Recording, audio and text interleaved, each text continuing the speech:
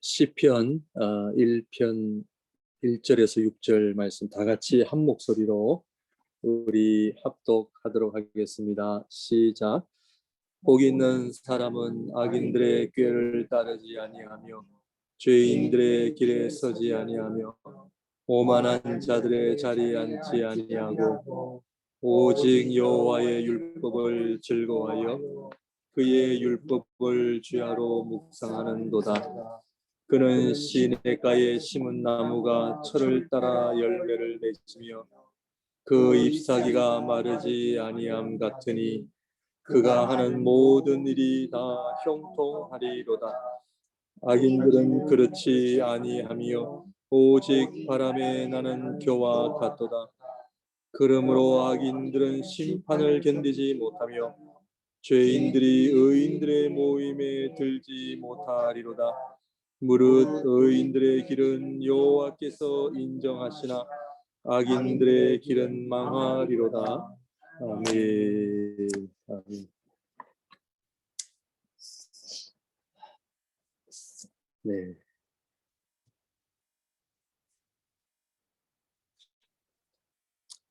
요즘 제가 믿음의 실체에 대해서 계속 강조하고 말씀을 드리고 있습니다.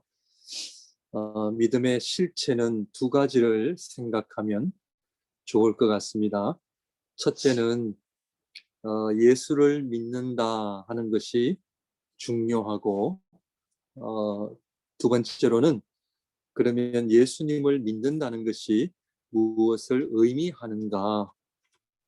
그래서 이 두 가지를 여러분들이 잘 기억하시면 될 것 같은데 첫 번째 예수님을 믿는다라고 하는 것은 일반적으로 우리 성도님들이 다 알아요. 그리고 예수님을 믿어야 구원을 얻는다라는 것도 잘 알고 있습니다. 그런데 사실 두 번째인 예수님을 믿는다는 것이 무엇을 의미하고 또 예수님을 믿을 때의 신앙생활을 어떻게 해야 되는가라고 하는 부분은 우리가 좀 더 고민을 해야 된다 말씀을 드립니다. 그러면 이 얘기는 목사님 지금까지 우리가 신앙생활을 잘못했다는 얘기입니까? 그리고 내가 지금 신앙생활하는 것이 문제가 있다는 얘기입니까? 그렇게 들릴 수도 있죠. 그러므로 우리가 예수님을 믿는다라고 하는 이 중요성을 알 뿐만 아니라 계속해서 우리는 예수님을 믿는다라고 하는 것이 무엇을 의미하는지를 제대로 알아야만 우리가 기쁨을 누리고 또 현재 삶 속에서도 복을 누리고 또 이것이 또 성령 충만할 수가 있고 그래서 우리가 죽어서 가는 천국만이 아니라 이 땅에서도 하나님의 나라를 경험할 수 있다 하는 것을 말씀을 드립니다. 그러므로 저는 개인적으로 우리 우리 한국 교회 안에 좀 좁은 의미에서는 우리 한국 교회 안에 또 우리 이민 교회 안에 예수님을 믿는다라는 것이 무엇을 의미하는가라고 하는 부분에 대해서는 많은 회복이 필요하고 많이 우리가 성경적으로 돌아가야 된다. 저는 그렇게 주장하는 사람이기 때문입니다. 아마 설교 말씀을 들으실 때에 목사님 뭐 별 다른 내용 없는 것 같고 뭐 늘 같은 얘기 하시는 것 같은데 도대체 무엇을 이야기하시는지 참 이 좀 앞뒤가 맞지 않는 좀 그런 느낌이 들 수도 있습니다. 그러나 오늘 또 말씀을 통해서 우리의 믿음을 돌아보시고 이 믿음의 복이 얼마나 놀라운지를 또 경험하는 귀한 시간이 되셔서 이 정말 하나님 기뻐하시는 믿음을 가지고 살아가시는 우리 목양의 성도님들이 되시기를 바랍니다.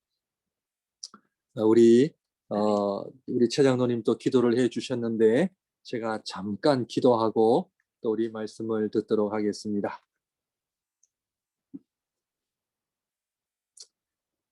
하나님, 어려운 시기를 저희들이 지나가고 있습니다.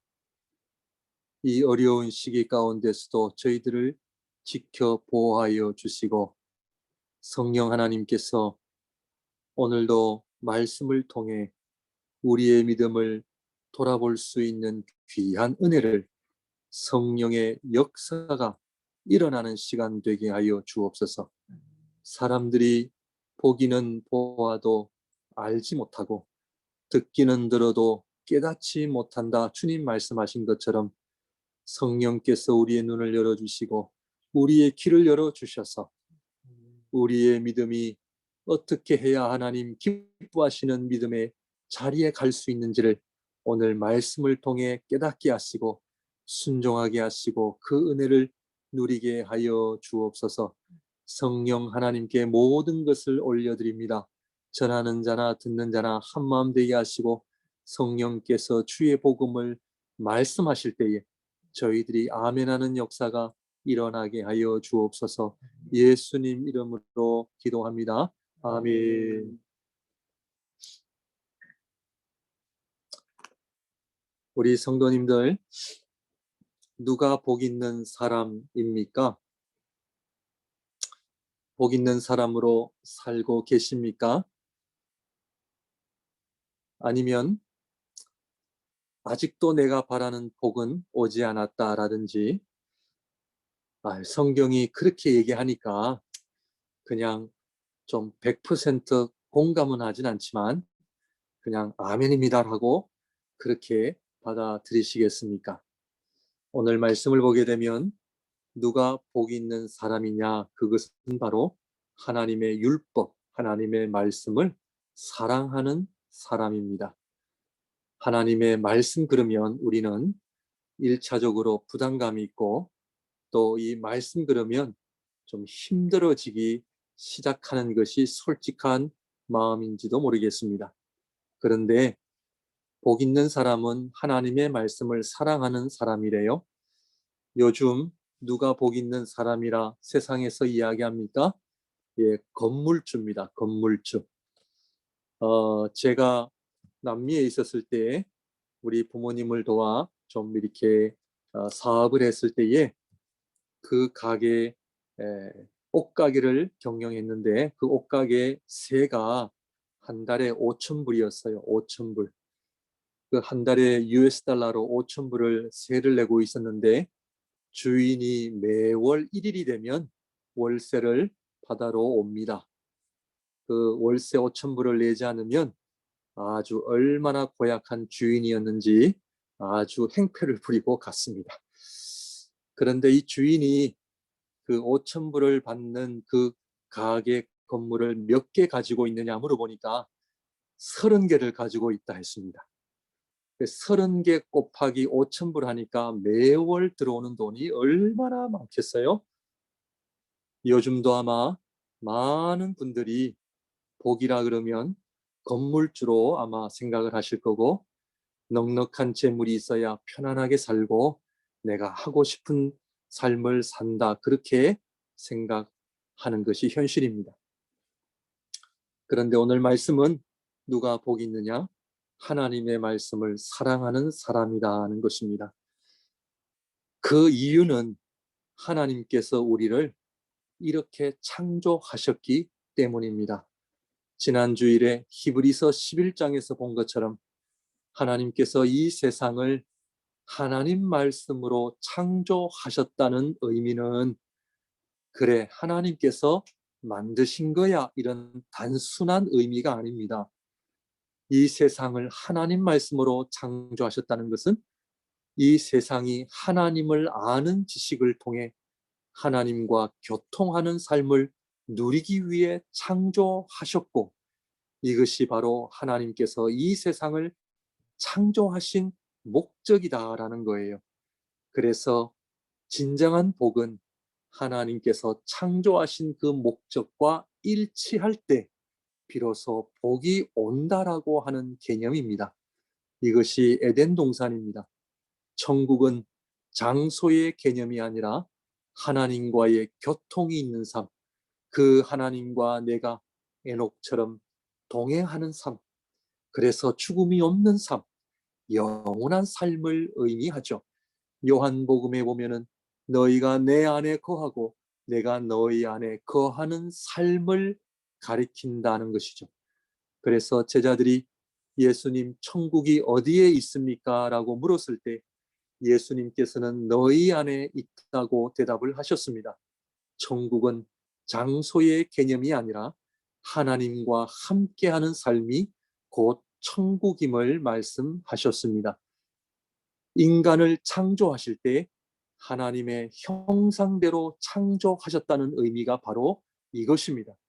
인간은 하나님의 창조를 통해 하나님을 알고 하나님과의 교통이 있고 하나님을 닮아가는 존재다라는 의미가 바로 하나님의 형상대로 지음을 받았다라는 의미입니다. 그러므로 진정한 복은 내가 원하는 삶을 사는 것이 아니라 하나님께서 의도하신 창조하신 그 원리를 따를 때 이루어진다는 것이죠. 여기에 진정한 행복과 기쁨이 있다는 이야기입니다.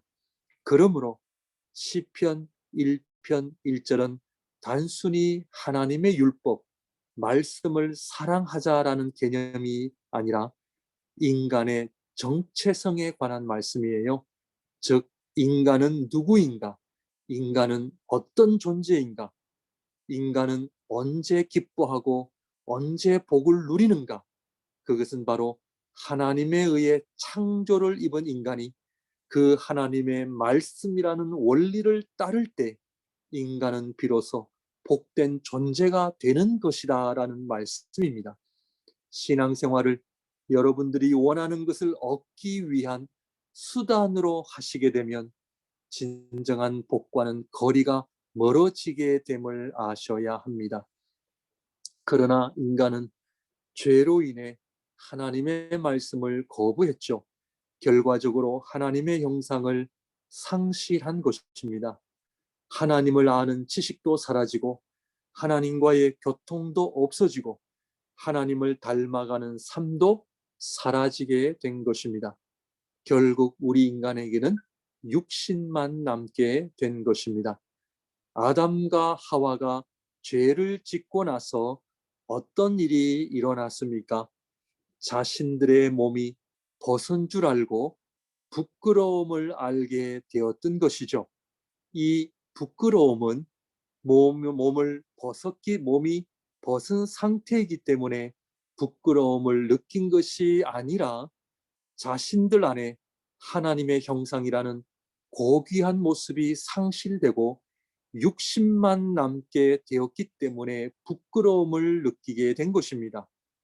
하나님의 형상이 없다 보니 하나님을 아는 지식도 없고 하나님과의 교통도 사라지고 하나님을 닮아가는 모습이 없어지는 것, 이것이 바로 인간 안에 있는 부끄러움의 시작입니다. 왜냐고요? 육신만 남게 된 것이기 때문입니다. 우리가 언제 부끄러움을 느낍니까? 나의 자존심이 상할 때, 누가 나를 무시할 때, 그럴 때입니까? 아닙니다. 내 안에 거룩한 하나님의 모습이 사라질 때, 내가 말씀을 붙잡지 않고 인간이 하나님의 말씀이 아니라 내 욕심대로 살아갈 때에 우리는 이것을 가장 부끄러워해야 될 존재라는 것이죠. 에베소서 2장 1절에서 3절 말씀은 그는 허물과 죄로 죽었던 너희를 살리셨도다. 그때의 너희는 그 가운데서 행하여 이 세상 풍조를 따르고 공중의 권세 잡은 자를 따랐으니 곧 지금 불순종의 아들들 가운데서 역사하는 영이라. 전에는 우리도 다 그 가운데서 우리 육체의 욕심을 따라 지내며 육체와 마음에 원하는 것을 하여 다른 이들과 같이 본질상 진노의 자녀이었더니 예수 믿기 전의 상태가 어떠했다고요? 하나님의 거룩한 형상이 사라지니 육신만 남은 거예요. 육신만 남다 보니 내 욕심대로 사는 거죠. 육신이 원하는 대로 사는 것이죠. 이것이 바로 부끄러움의 본질이다 하는 것을 성경은 우리에게 이야기하고 있습니다. 우리가 하나님을 믿기 전의 상태, 그것은 내 마음에 원하는 대로 사는 삶이었다라고 말씀하죠. 자, 그렇다면 우리 성도님들, 인간은 어떻게 시작되었습니까? 내 마음대로 시작했습니까? 아닙니다. 하나님의 말씀대로 인간은 삶이 시작되었다는 것을 아셔야 합니다. 이 말의 의미는 인간은 창조 때부터 내가 원하는 삶은 존재하지 않았다는 것을 의미합니다. 하나님의 창조를 받았다라고 하는 것은 처음부터 우리 인간은 내가 원하는 삶이 존재하지 않았다라는 것이죠. 내가 원하는 삶은 언제 존재하기 시작했느냐? 죄가 시작할 때부터 시작되었다는 거죠. 인간이 하나님의 형상을 상실하게 되므로 하나님의 말씀을 버리고 이때부터 우리는 우리가 원하는 삶을 만들기 시작하는 거죠. 우리가 원하는 삶을 만들기 시작한 것, 이것이 뭐예요? 우상 숭배입니다. 그러므로 진정한 복은 내가 만든 우상 숭배를 버리고 하나님의 말씀으로 돌아오는 것입니다. 어떻게 돌아올 수 있습니까? 인간의 최대의 딜레마죠. 그러나 분명한 것은 하나님께로 돌아오는 것이야말로 인간에게 있어서 최고의 복이다라는 것을 알아야 합니다. 그래서 한 영혼이 주님께로 돌아올 때에 하늘에서는 큰 잔치가 벌어질 만큼 한 영혼이 주님께로 돌아오고 한 영혼이 하나님의 말씀으로 깨달아지게 되고 한 영혼이 하나님의 말씀을 통하여 은혜가 되고 한 영혼이 하나님의 말씀을 통하여 예수 그리스도를 믿는다고 하는 것은 엄청난 기적이 아닐 수가 없습니다. 이것이 진짜 복이다 하는 것이죠.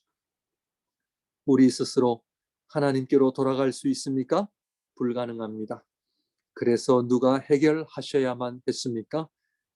하나님의 말씀을 버리고 자기가 원하는 삶을 선택한 인간을 위해 하나님의 말씀이신 예수 그리스도께서 인간을 위해 인간의 죄 문제를 해결하셔야만 했던 것입니다.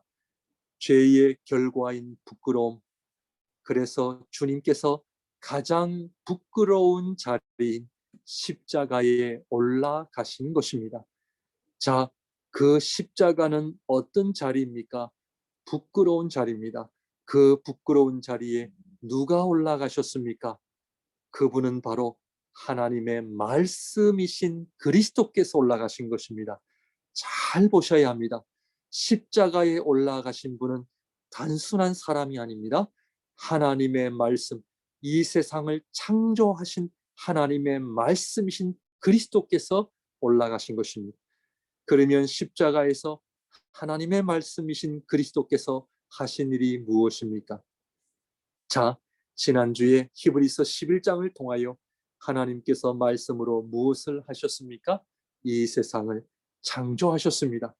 그러면 십자가에서 하나님의 말씀이신 그리스도께서 저와 여러분들을 위하여 무엇을 하셨습니까?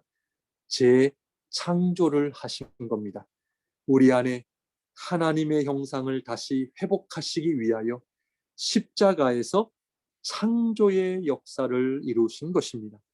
그래서 우리 주님께서 십자가 위에서 다 이루셨다라고 고백하시고 숨을 거두신 것입니다. 무엇을 이루신 것입니까? 그것은 우리를 다시 창조하신 것입니다. 이 창조는 창세기 1장에서 나타난 창조와는 다른 창조입니다. 이 창조는 그리스도 안에서 우리를 창조하신 것입니다. 그래서 더 완전한 창조입니다. 창세기 1장에서 하나님께서 우리를 창조하실 때에 무엇으로 창조하셨습니까? 흙으로 창조하셨고 흙으로 창조하시고 생기를 불어넣어 주셨죠. 그렇다면 그리스도 안에서 우리를 어떻게 창조하셨습니까? 흙으로 창조하셨습니까? 흙보다 더 귀한 우리 그리스도께서 성육신 하실 때에 지니셨던 그 육신을 우리에게 주신 것입니다. 이 그리스도의 육신은 보통 육신이 아닌 하나님의 영, 하나님의 생명과 하나 되신 육신입니다. 이 육신을 십자가 위에서 예수 그리스도를 믿는 자들에게 다 주시는 육신의 몸이라고 하는 것이죠. 그래서 예수님을 믿는다라고 하는 것은 우리가 우리 안에 누구의 몸이 된다? 그리스도의 몸이 이루어지는 사건이 바로 예수 그리스도를 믿는 사건입니다. 이것을 바로 어디에서? 십자가 위에서 하나님의 말씀이신 그리스도께서 성취하신 것입니다. 여러분, 성찬이 무엇입니까? 주님의 피와 살을 마시고 먹음으로 영생을 얻는 거예요. 그 의식 자체가 능력 있는 것이 아니라 성찬을 이루는 주님의 피와 살이 어떻게 돼요? 내 것이 되는 거예요. 이것이 바로 믿음으로 이루어지고 예수 그리스도께서 십자가에서 성취하심으로 우리에게 이루어지신 겁니다. 시편 1편 3절에 시냇가에 심은 나무가 등장하죠. 이 나무는 어떤 나무입니까? 십자가를 상징하는 나무예요. 그냥 나무입니까? 아니에요. 생명을 주는 나무, 시냇가에 심겨진 나무라고 이야기합니다. 왜냐하면 인간이 선악과라는 나무를 통해 죽음이 찾아왔기 때문에 우리를 구원하시는 그 구원도 한 나무를 통해 와야 합니다. 그 나무는 곧 십자가 나무인데 이 십자가는 바로 하나님의 생명을 주는 나무예요. 그래서 우리는 십자가를 통해 하나님의 생명과 하나님의 능력을 경험하게 되는 것입니다. 그래서 이 십자가를 통해 그리스도께서 우리를 다시 창조하심으로 우리가 그 십자가의 은혜와 능력으로 잃어버렸던 하나님의 형상을 다시 회복하게 되는 것이죠.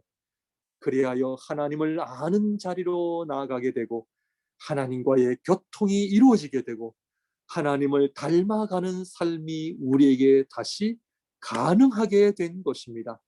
그 하나님을 아바 아버지라 부르고 하나님 말씀을 통해 더 이상 우리가 부끄러운 삶이 아닌 하나님 우리의 몸에 하나님의 신성하심으로 하나님의 영광으로 충만케 되어지는 것이 바로 저와 여러분들의 몸이요 삶이다 하는 것입니다. 베드로전서 2장 24절 25절 말씀을 보시게 되면 제가 읽어드립니다. 친히 나무에 달려 그 몸으로 우리 죄를 담당하셨으니 이는 우리로 죄에 대하여 죽고 의에 대하여 살게 하려 하심이라. 그가 채찍에 맞음으로 너희는 나음을 얻었나니 너희가 전에는 양과 같이 길을 잃었더니 이제는 너희 영혼의 목자와 감독 되신 이에게 돌아왔느니라.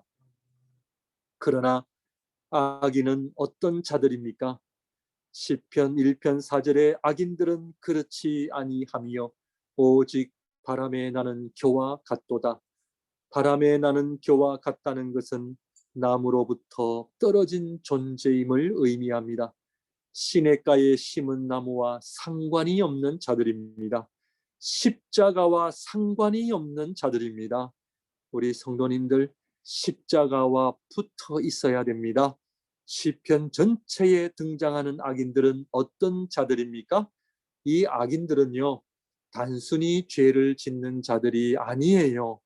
자, 우리 성도님들, 저와 여러분들 죄를 지어요, 안 지어요? 우리도 연약하기 때문에 죄를 지어요. 그런데 악인들은 어떤 자들이냐? 더 정확하게 이야기하자면 악인들은 하나님을 두려워하지 않는 자들이에요.